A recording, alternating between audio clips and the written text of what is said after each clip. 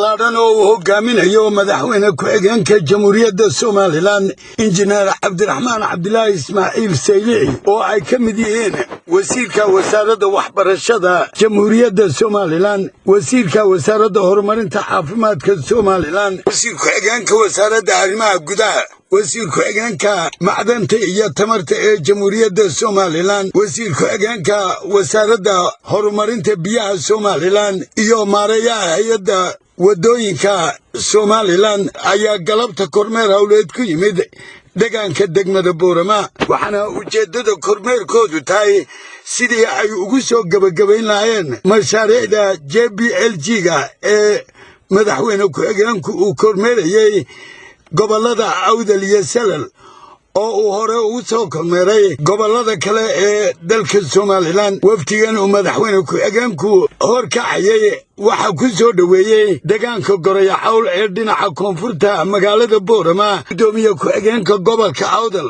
xogayaha gobolka awdal, maayirka degmada boorama, xogayaha dowladda hoose, xildhibaano ka tirsan golaha deegaanka degmada boorama iyo saraakiisha ciidanka booliiska ee gobolkan awdal. waxaana soo dhoweyntaasi kadib loo soo gelbiyey madaxweyne ku-xigeenka iyo wafdigiisa xarunta madaxtooyada ee gobolkan awdal ee magaalada boorama.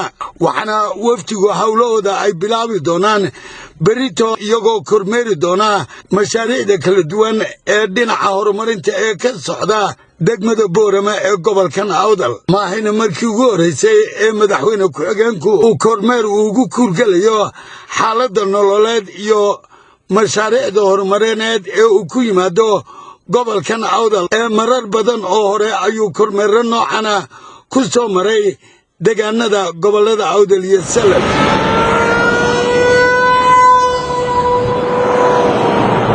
waa caafi TV-ga qaranka somalilan boorama.